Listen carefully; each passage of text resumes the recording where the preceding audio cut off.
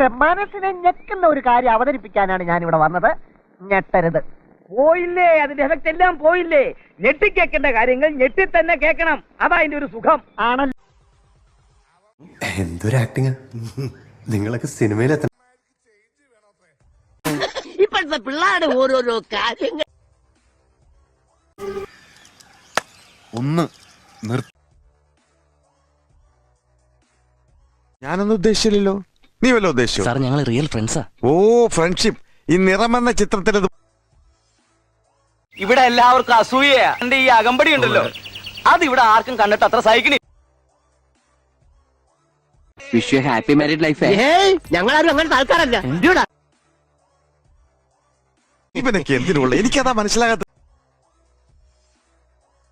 ഈ നാട്ടിൽ ചികിത്സിക്കേണ്ടത് മൃഗങ്ങളെയല്ല, വിവേകബുദ്ധി ഇല്ലാത്ത ഒരു കൂട്ടം മനുഷ്യമൃഗങ്ങൾ. എനിക്കൊരല്പം ധൃതിയുണ്ട്. ഇപ്പൊ ഓഫീസിൽ അന്വേഷിക്കുന്നുണ്ടാവും. വരട്ടെ.